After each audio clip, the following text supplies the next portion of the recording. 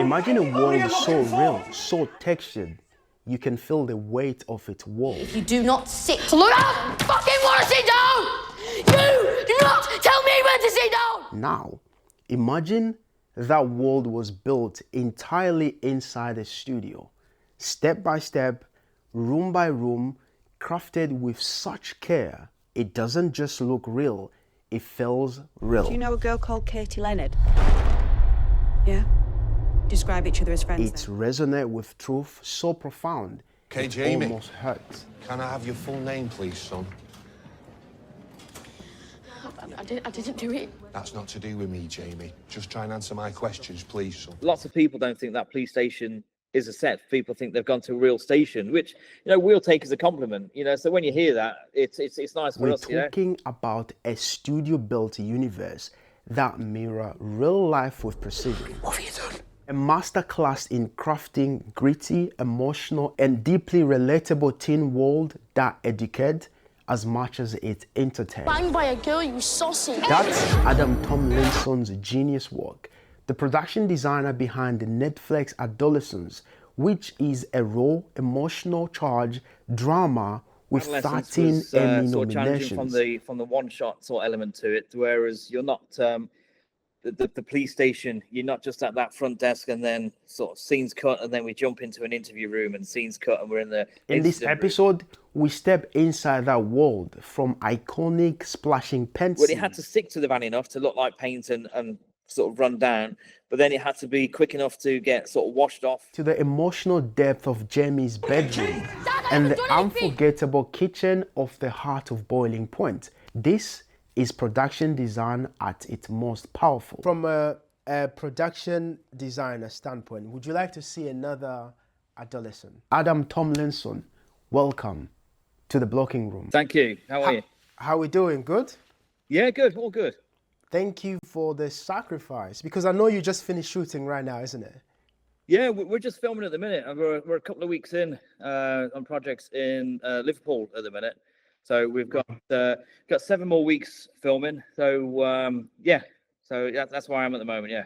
Any secrets that you want to tell us, or shall we just like? No, well, no. This one's it's an ITV sort of drama called Betrayal.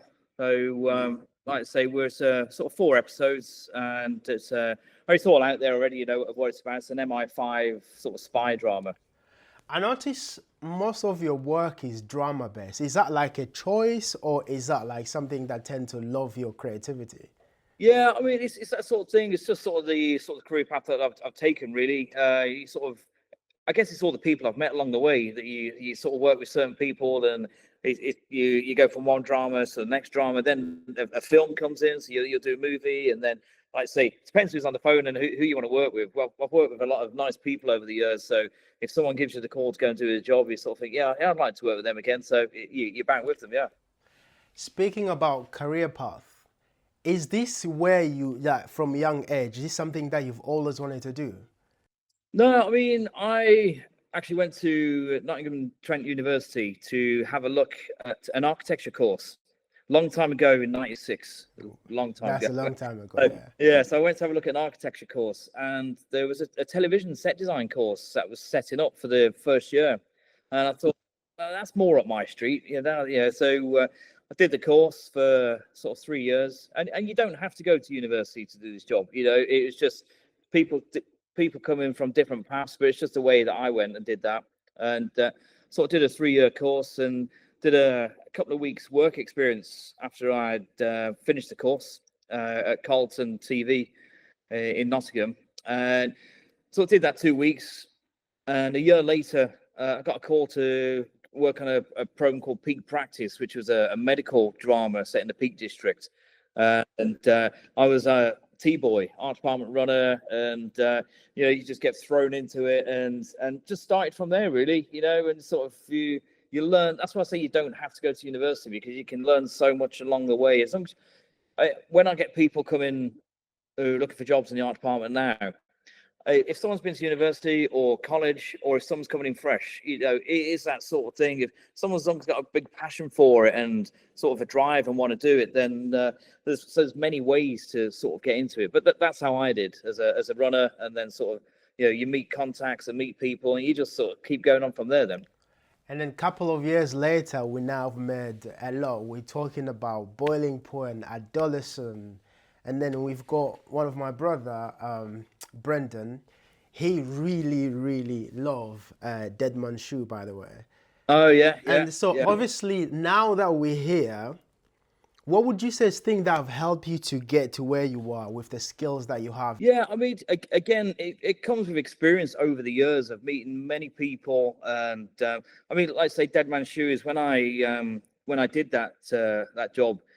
I'd only done some art department running, and someone said there's someone's looking for a designer for the show of Dead Man's Shoes. And I was like, yeah, I'll go for that. And I went to meet Shane Meadows and Mark Herbert, and Mark, who was involved very heavily in Adolescence, you know. So I went to meet them at Broadway Cinema in Nottingham, and as I was walking back to my car, I got a phone call saying, "Yeah, can you start?" I was like, "Yeah, where?" And they were like, "Can you start?" They're obviously desperate. They're like, "Can you start now?" I was like, "Well, right, okay." So took that job, and not really knowing what I was doing at that point, and I think I had about 5 weeks prep work, and it was, I can't remember how much it was now. It was a 7-week film. I can't quite remember, but I didn't realize at that point exactly what I was doing. There was only myself and a friend, Rosie, who's in the art department. So we were sort of in a little van driving all around Derbyshire, setting things up, and it was, but you know, a real fun one to do. But it's one I get asked about a lot, you know, because it's just gone. I think it's one of Shane's brilliant, you know, one of his best films, and always gets spoken about, you know. Very iconic as well. Yeah. It was good one to do. Obviously now, when you look back and watching Dead Man's Shoe and the confidence that you had to take on such a big project, what is 2 things that you would say it did help you to say, I can do this, even though you didn't have that much experience as a production designer? I think it's that thing again, like having the passion to do it and the drive to do it. And when you see everything coming together, it's really rewarding that you can, like I say, you can be sort of driving around in this van as we were and sort of dressed in a location, then you go somewhere else. But when you see it all coming together and you see the filming day and everything that's being shot, and it just gives you that drive to do it then, you know. So I think that, I say that was a big thing behind it, that sort of thing, is just having that passion to see what you're creating within a whole team. So not just an art department point, but with the camera team, the lighting team, that everybody, you know, is really pushing for it. One thing that I know is that when Dead Man's Shoe was created, the technology that we have wasn't as much as it is in 2025. Does that make your thinking like, I have to make things work in a way that is going to help production? Yeah, I mean it was a sort of a lower budget thing anyway. But like you say, that nowadays when you're on a shoot, it's like, oh, we can paint that out, we can do this, we can do that. So I guess back then, let's say there was probably a lot of that. I don't quite remember, but there probably was quite a bit of that going on. You have to see a bit more literal about what you're shooting or where you're filming, and but yeah, it's like say nowadays, like the CGI and the VFX that come into, yeah, you know. I don't get involved sort of too much into that from my side of, you know, doing the drama side of things, but it is there, and it does help out massively in some areas. One thing that I wanted to ask, and this is from our younger audience, if someone come to you and said, I'm really passionate about production design, and I feel like this is something that I can do, what would be your key advice for those people? So, you know, it is, I think if it's something that someone really wanted to do, it's come and spend some time with us, you know, and sort of we have a lot of people come in through ScreenSkills, which is a sort of trainee scheme.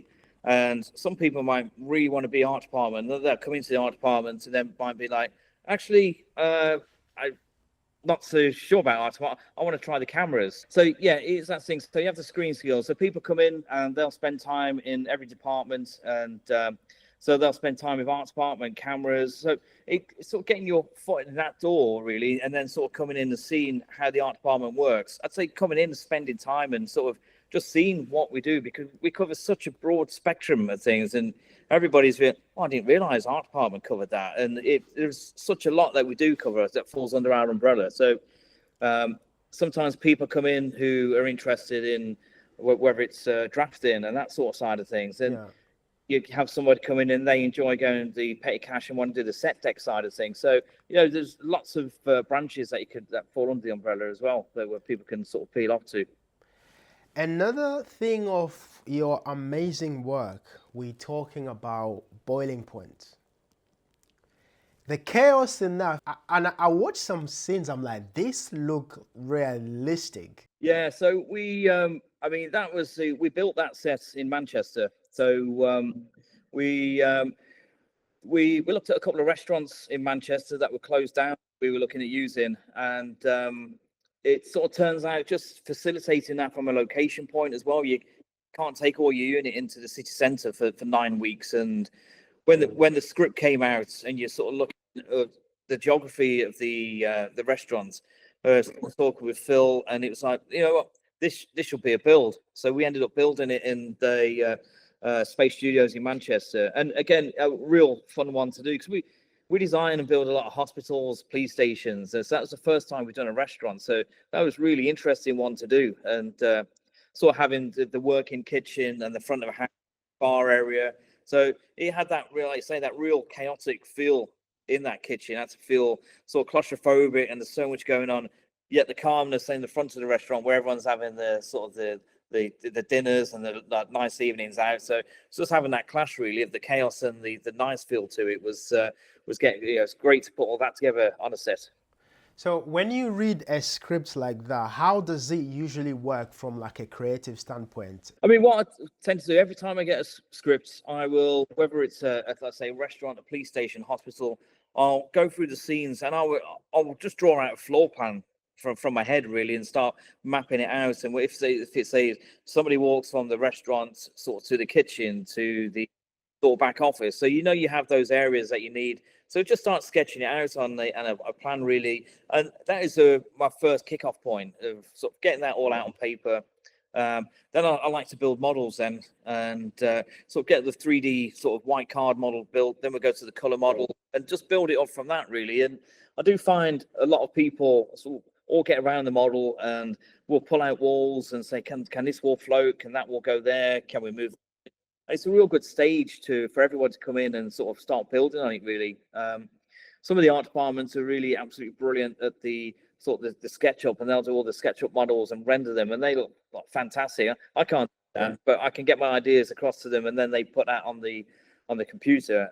But I always start with I say just a simple sketch, white card model, and then it just grows from there then. When it comes to like the look and the reality, how things look real, that gave me like, this is a 5-star restaurant that's very well, everything is put together. And I was trying to even look like, does this look like a studio? I did not see a single thing that indicated that was a studio.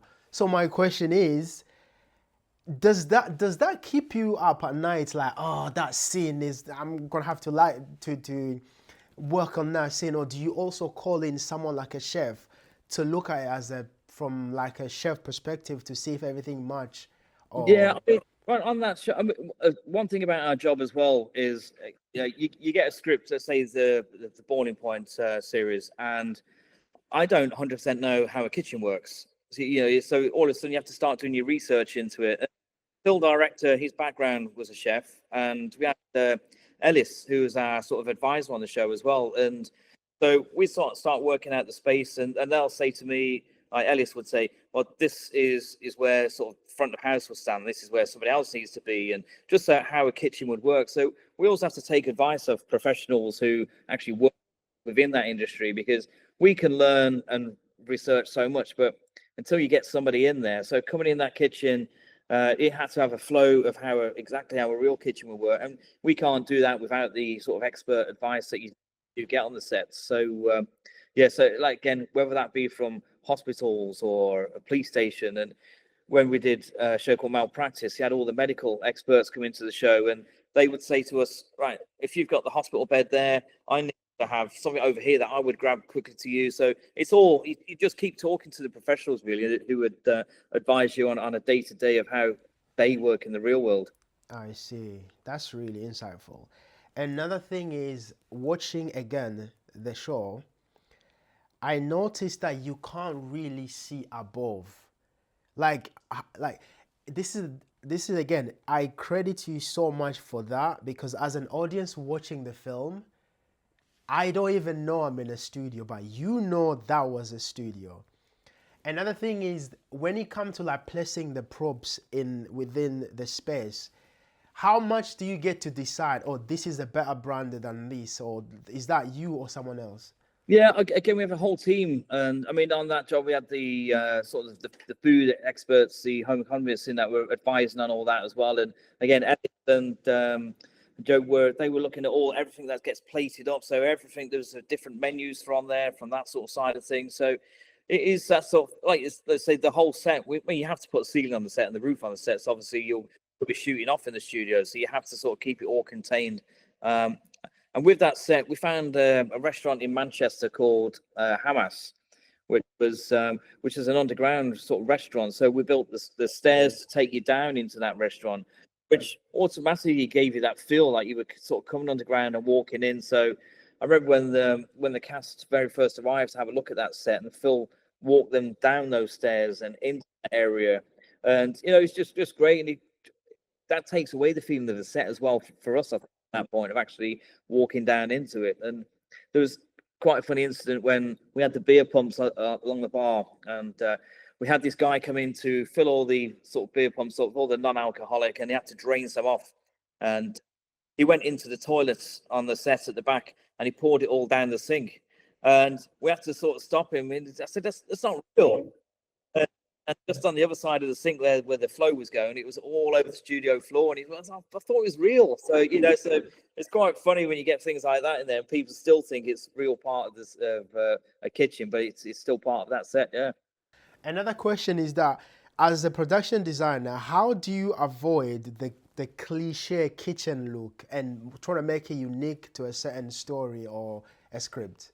Yeah, I mean, with that kitchen, it was sort of, again, it's through research, and we put lots of different sort of tones and feels to the restaurant, and I think we tiled quite a lot in there, and a lot of it is a stainless steel look in that kitchen. But it was again, you go through all these research stages and put colors together, talk about DP and director, and just sort of saying, this is the look we're going for, this is the color it's going to be on these walls, and this is the flooring. So it all just comes together like that, like I say. And then you have to, everything always looks new when you put it in on the set as well. So then you have to get your scenics in to sort of knock it back and put scratches and dents around in that kitchen and sort of splash marks up the wall, just to sort of make it sort of feel more lived in, because everything is obviously brand new. So it just needs to sort of, everything always needs to feel lived in. So you have to go a bit more excessive on it so it reads on camera as well.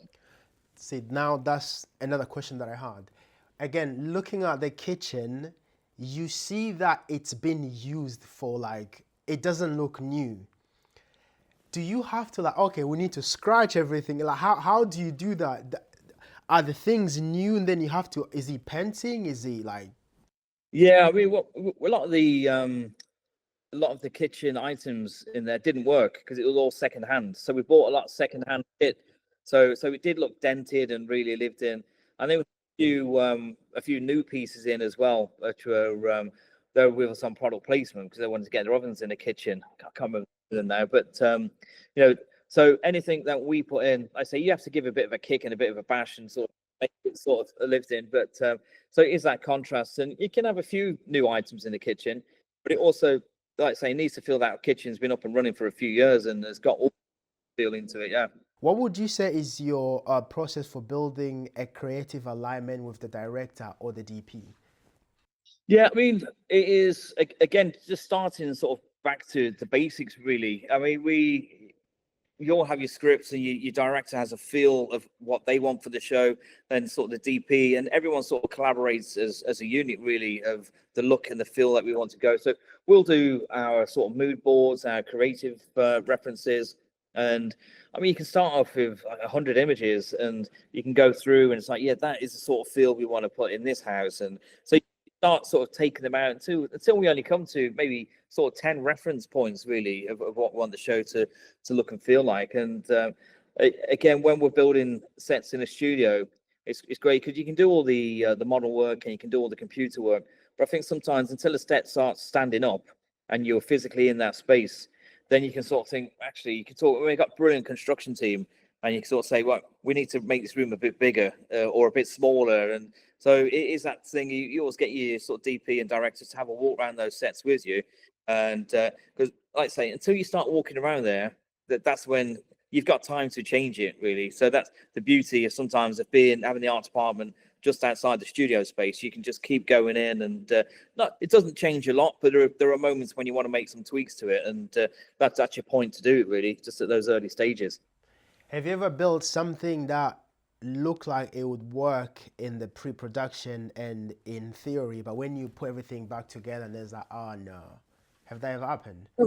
I don't think so. I mean, like I say, I don't think we'd get to that stage. Hopefully, you know, because like I say, if you constantly let's say like the Adolescence set, I think that took us 8 weeks to build both of those sets.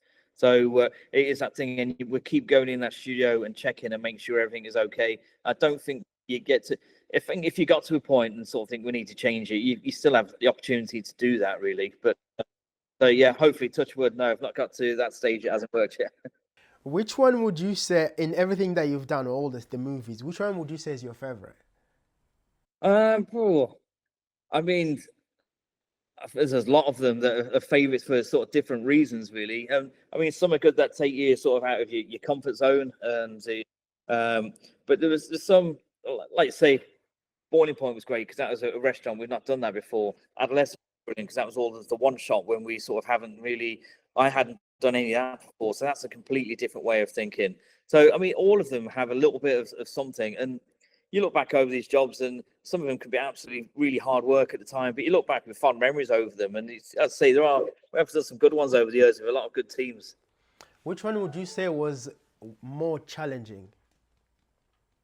I mean, definitely Adolescence was sort of challenging from the one shot sort of element to it, whereas you're not the police station, you're not just at that front desk and then sort of scenes cut and then we jump into an interview room and scenes cut and we're in the incident room. So mapping that out, that floor plan of was a challenging one. And again, that was with Phil and Matt, and they're in the studio, and we taped it all out on the floor first in the studio, so they could have a walk around with scripts and start getting the feel of.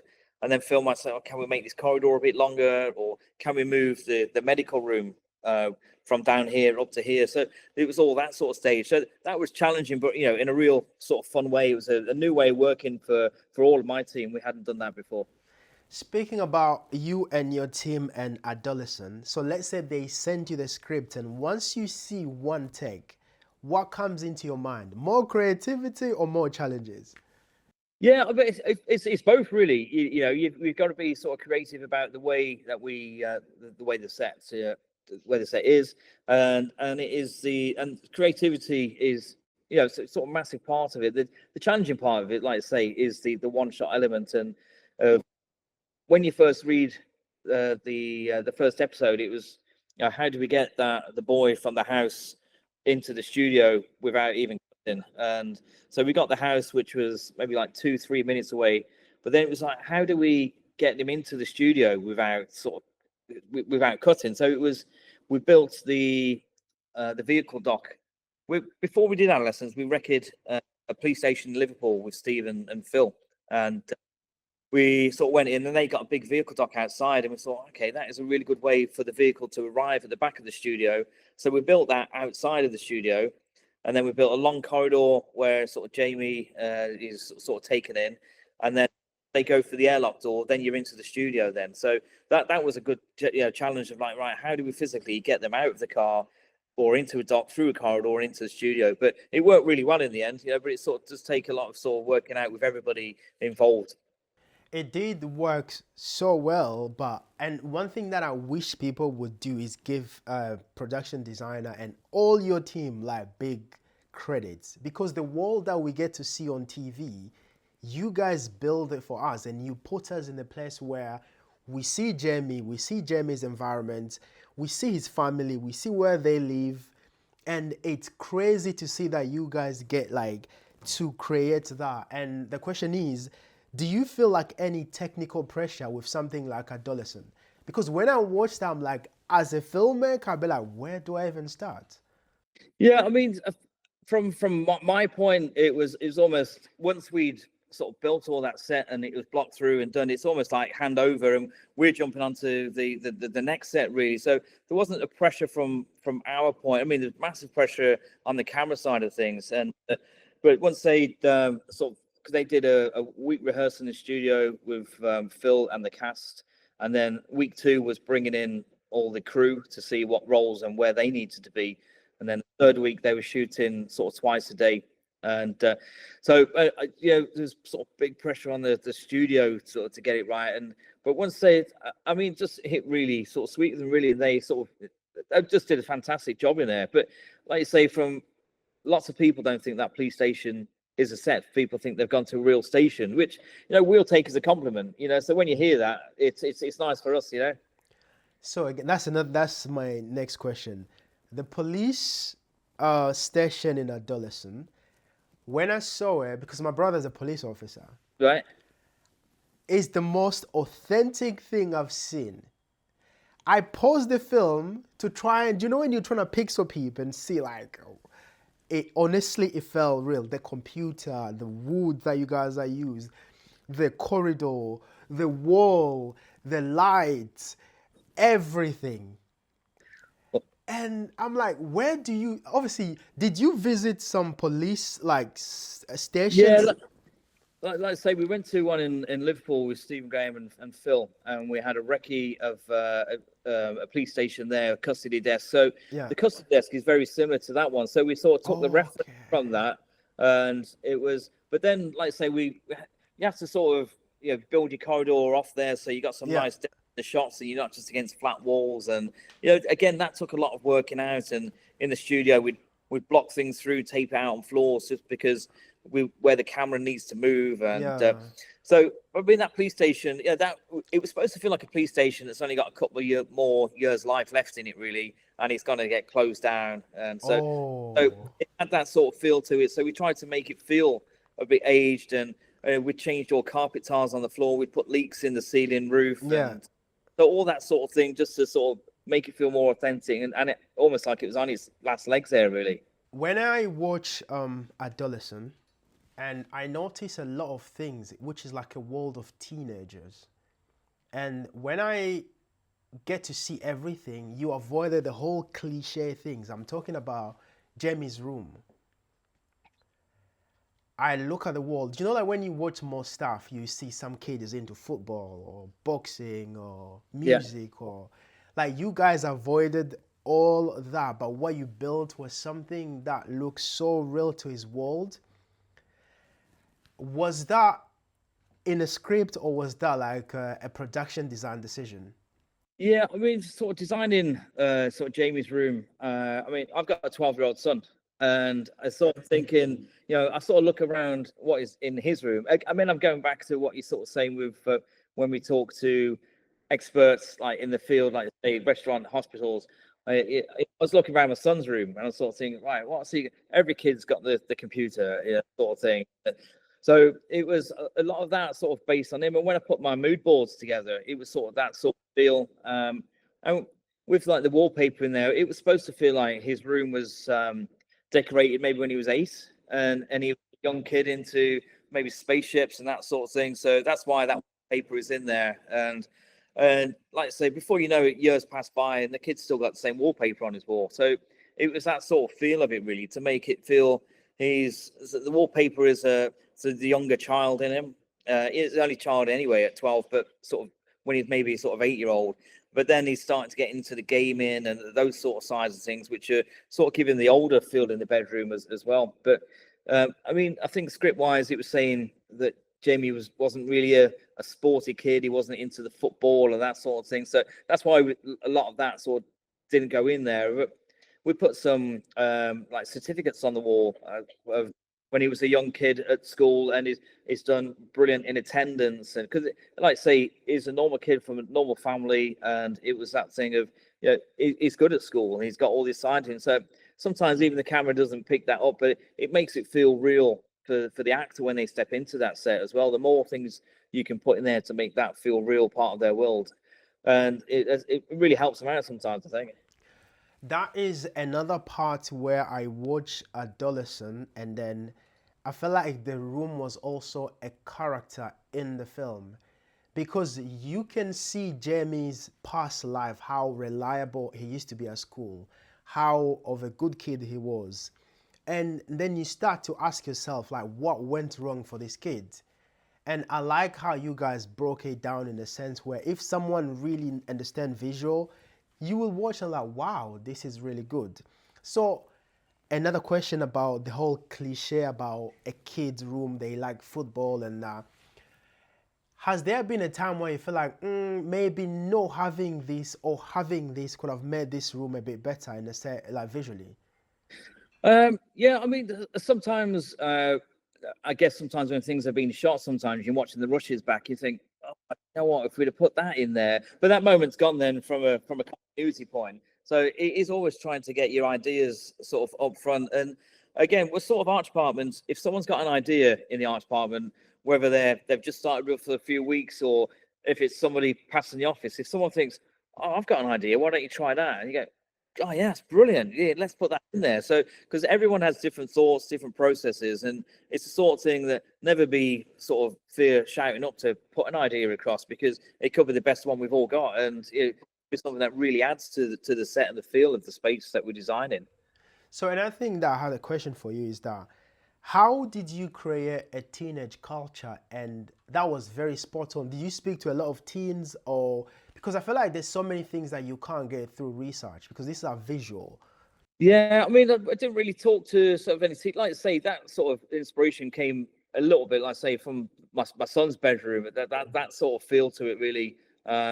And yeah, I guess just bringing all those elements in, like I said, the wallpaper, the computer, that sort of side. And I know there was bits of Lego in the room that the kid would have built. I mean, I still love building Lego now. So, but it's that sort of thing. If it was, if he was into that at one stage, but now he just feels he's outgrown it a little bit. So it's keeping those sort of details in there, really, of trying to keep that contrast of sort of the early age and the teenage years when kids getting a bit more independent, and they're, like I say, they're spending the time in the rooms, they want to be out with their mates, and they're not downstairs with mum and dad anymore. So bringing sort of that sort of feel into it. Wow. Is there anything that you feel like the audience haven't noticed as much that you put in so much effort when it comes to production, like production design? No, I think, I mean, a lot of it on Adolescence, I think it's all been sort of picked up and it's been analysed so much, that show, and I think that everyone's sort of picked up pretty much everything about it, really. So it's, yeah, I don't think there's anything hidden in there that hasn't already been sort of spoken about. When you look back at Adolescence from start to finish, what do you think is the most proudest thing that you kind of like focus on that came better than you was expecting? Yeah, I mean there's the third episode. I mean, the school episode from an art department point was where that was a real school. So we went in and changed just all the boards and changed the name of the school and sort of dressing wise. But that was the school, so there wasn't a massive design input in there. There were little things that would come up, sort of requests that for us to do as an art department. But episode 3, yeah, that was quite a big set build as well, and we had 8 weeks prep, and we needed to get so 8 weeks build time. We need to get both sets ready for day 1 of filming, because they started in the hospital, and obviously we can't work in the studio building the police station, so they were both ready, sort of sat side by side. But that the hospital one was a nice one to do as well. Erin walks very sort of quickly through that set in the lift, and you're in the room really quickly. But it took a long time to sort of build that walkway, lift, where they get in the lift and sort of doors opening as if you've gone up a level. But coming into the room at the end of that walk, that was, you know, a sort of challenging one to keep it interested. So much in that room of interesting, and talking with you know, Matt and Phil about sort of windows in that room and the skylight that we put in there, which allowed sort of the feel of the light changing over the table. And so it's just create that in there. That was a sort of a challenge to, I say, keep it interesting enough in there. But obviously you want the focus to be on the two artists around the table. You don't want anything jumping out and catching the eye too much in the background. It's all about them really being in that space. Wow. And speaking about interesting, I like how you guys have done it in a way that the people that the audience are focusing on, they are driving the audience to wonder what's happening, and you just like, nah, this kid is innocent. And then the location itself, it's good, but it doesn't take so much attention away from what's happening. Yeah. You know. And that's the thing. Let's say it was supposed to feel almost the front of house of that hospital. We got the colour in there, and it's like a nice entrance where the public would go and think, well, it's all right in here. And then, but as you go up in the lift, the colour drains away as you sort of go into the sort of the older part feel of the adolescent unit, really. So, but like say, you have to keep the sort of the tones and colours in that room sort of muted and not too vibrant and jumping out, because like you say, the focus is on them really, and that's all it should be. The set is there, but it's about them around that table. Speaking about color, did you try any other colors before you landed to that, or that was like dead on from the beginning? Yeah, I think we tried a few at the start, and we do camera tests on them as well to see how they read on camera. But then, like I say, after you've done those tests, we sort of have a palette that we stick with for the show. But that is where we ended up, and we were quite close from the start, I think, where we never sort of deviated away too much. But you know, that set, when we started looking at that one, wasn't going to have the skylights in the top, and then it was like, well, what can we do to make this more visually interesting? And that's what I did. Well, let's put that in. So you know, that really sort of lifts that room as well in there. There's also a part in the film where I'm looking at a kid at school, and even the desk have some like pen, just some little things, and I'm like, Tom, that's why I had to email you like, hey, buddy, remember me when you're free to chat, because I really want to pick your brain and see like, how do you have to like make sure you remember all those small details that someone might not even see on camera?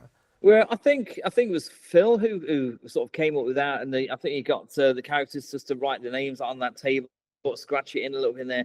But again, it's just those little details that sometimes the camera doesn't necessarily pick up, but the artist sat around that table will, and he just puts them in that real environment, you know. So just putting in all those details there, we put lots of details in that don't get seen, but it just makes it feel, you know, a more real environment for when people do step onto that set. Right. Amazing. So now it is a question that I was going to ask. Would you like, from a production designer standpoint, would you like to see another Adolescent? Yeah, I mean, I think sort of lots of people would like to see a second one, and you know, whether that follows the same story, whether it's something completely different, I don't know. But you know, hopefully there will be a second one. So we'll get our fingers crossed, and we'll have to wait and see what comes out of the works, really. I would like to see it too, because the popularity of that show is really good. And one thing that I like about Adolescent is that it teaches parents how to deal with kids. And it teaches kids how to deal with other kids. Yeah. And then it shows the consequences of what happened when you decide to act in a way that's not good. And there was a lot of toxic masculinity in the film. And again, one thing that I like is that the world that you build on screen, it fits in perfectly into the film in a way that you'd be like, wow, this is a teen world that we are getting to learn and experience. And the question is, from when you got the script to when the script was ready, what would you say are the main important things, apart from research and speaking to the director and every other thing? What are the things that you put in personally that was not in the scripts? Like, Oh yeah, I remember this. Like we spoke about the little detail on the drawing. Someone added that in. Things that we've put in there, like you say, you've got your scripts and you've got your specific, anything scripted, action-wise, that always goes in. Yeah. I say all those little details that we sort of put in there. I'm trying to think if there's anything we've put in that I've not sort of mentioned. I don't think there is, but like I say, all those details, everybody sort of puts in and helps out and on there. And like I say before about the scenic aging of sets to sort of take them all back. I don't think there's anything that we put in there that has, like I say, not already been sort of spoken about really. But yeah, I think so. If that makes sense. Yeah, it does. It does. So now, speaking about the people that you work with in terms of team collaboration, how important is the team collaboration? How does that usually happen? Yeah, I mean, it's massive. You know, you've got to have a real good team. You have your HODs in all departments, and so yeah, I'm usually sort of one of the first on to a job. The DP is usually one of the first on with director, and we'll start getting our sort of feel of what the show is going to look like, and that has to go off to execs to be approved then, and then makeup and costume join as well. So they'll talk about sort of the color palette of the show and the look of the show. And so that's just filters through everybody. So I mean, it's really key that you've got a real good team around you. I've worked with a lot of people on and off over the years, and you sort of come back together after a couple of years. So it's key to have real good departments around you, because you're only as good as everybody else around you as well. Yeah. You know, it's and same as, like I say, with the art department, you're only good as the art department you've got with you. I can't do something. I only got a whole team with that sort of that are involved in it. With people that cover, let's say, all areas, from the graphics to the set decks to the buyers and the assistants. So there's a big team of people in there. And but like I say, the key HODs, it is really sort of crucial to be on the same page with everybody, sort of from the off, and then you'll hit that point where you want to get then. There's another thing that I wanted to ask about when it comes to Adolescent, is the van in the film. Oh yeah. The color choice was great, like great. The splash was perfect. So how many splash were there for you guys to get to the most, like, this look good on camera and the way they did it? Yeah, we with the van, because we had to have a double van. So you've got the normal everyday, and then we had one that was turned into the pod van for the driving scenes. So we never liked to ideally get a white van in or a red van in. So when we saw these blue ones, we thought, well, these are great, you know. And luckily we found two sort of pretty quick, because we have a sort of an action vehicle company that looked for that for us. But it was, but they found them really quick, which was really lucky, because it's usually pretty hard to find two exact matches of an vehicle anyway. But yeah, when the paint test was all done on the side of the van, and our special effects team, so they had loads of vats of the paint made up, and we were doing tests so we could throw it up the van and make sure it ran down enough, and it had to stick to the van enough to look like paint and sort of run down, but then it had to be quick enough to get sort of washed off, ready for the next take. So that was a sort of challenge for the special effects team, but they nailed that. They got that down well. Right. Because I feel like that's something that so many people missed. Because for me, when I saw him throwing the paint at the van, I had to look at the thickness of the paint. Yeah. And how the paint splashed and how it came down in a way that it's not too light and quick. Yeah. And I'm thinking, like, this is like a couple of seconds. Obviously, for some people, they had to spend time testing everything.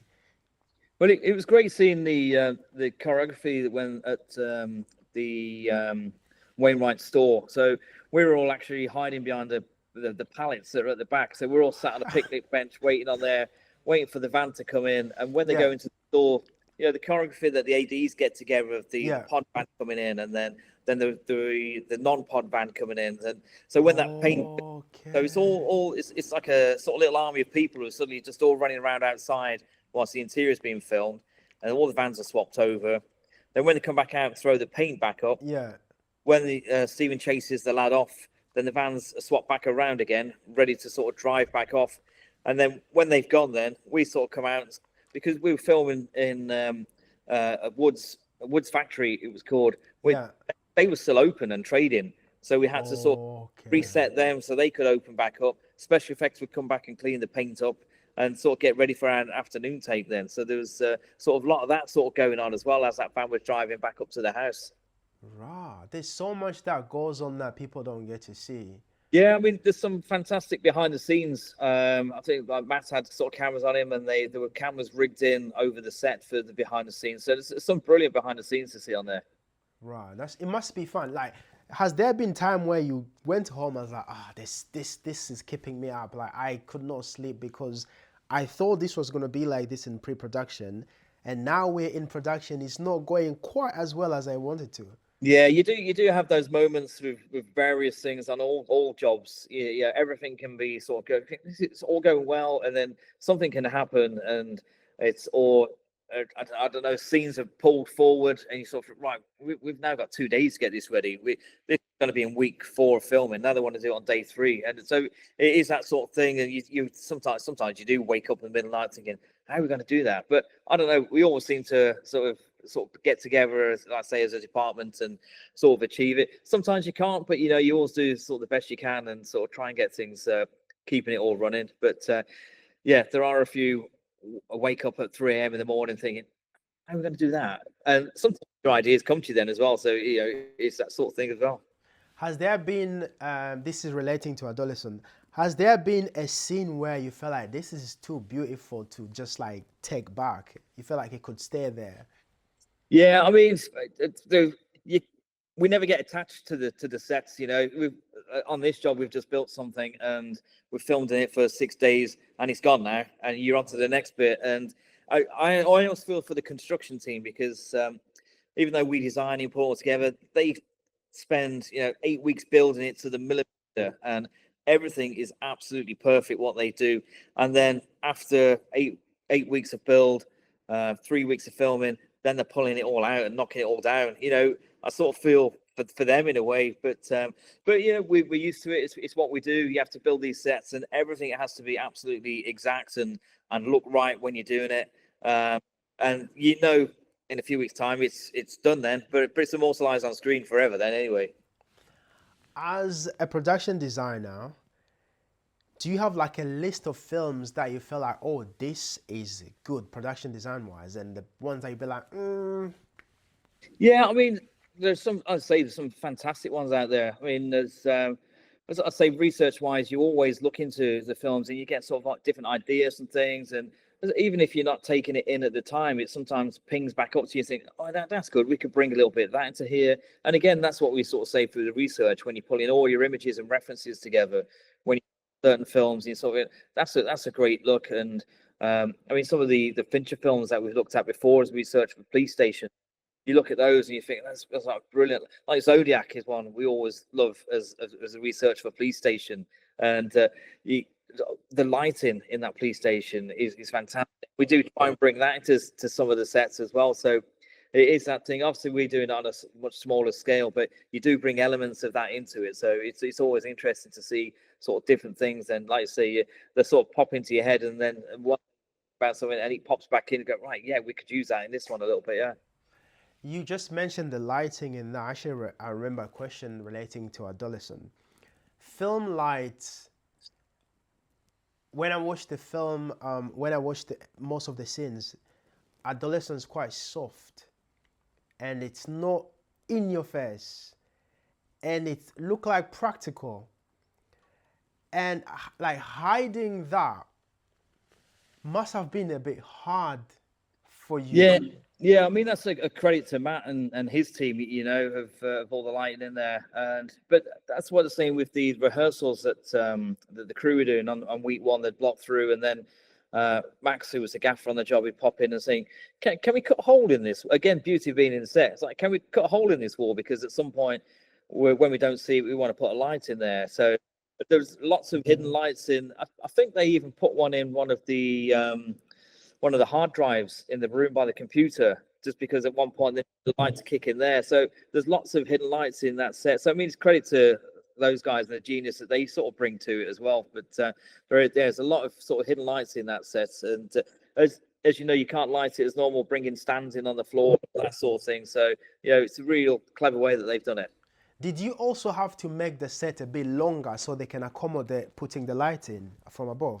Yeah, I know it's only a normal height set. I think it's about sort of 2.4 sort of meters most of the set, so just at 8 foot in the corridors. And I think we went a little bit higher in the main room in episode 3, but it's all sort of standard height because it is that thing. Sometimes you can always make things look smaller on camera, but just create that realism in there. We try to keep everything as real as possible. And I mean, when I was talking to Matt at the start, saying, do you want any of these interview rooms to be bigger for camera space?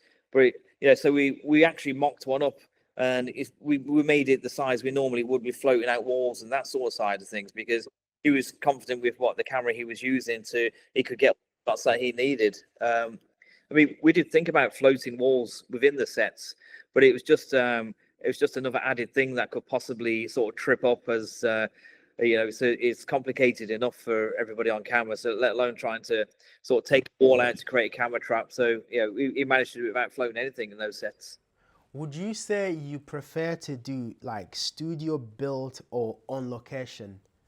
I always loved doing studio builds. It's nice to go to locations, and there's so many different ones that we do sort of visit recce and sort of dress and film at. But you can't beat a build, I don't think, from seeing it from like say that first sketch out plan to the models, to the construction team coming in and seeing it going up. It's always a joy to see that sort of side of things.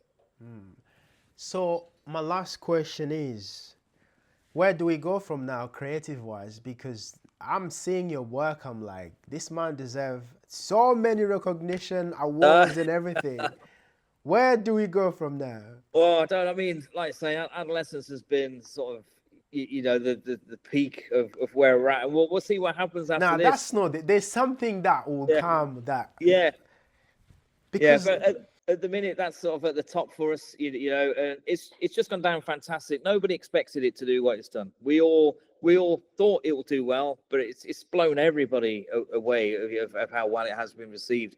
So everyone's just enjoying all that sort of good work sort of come to fruition for everybody involved in it. But every single person on that shoot had a role, so it wouldn't have happened with all those people there. So we'll wait and see, and hopefully we'll see. Hopefully we'll pick up some awards. Who knows? We'll see where we're at. Nah, you must. Another question is, have you started receiving free beers because they recognize you from Adolescence? No, I've not had a free beer yet. I'll maybe have to get a t-shirt on or something, walk around town. All righty. Honestly, thank you so much, my brother. I really, really, really, really No problem. appreciate you.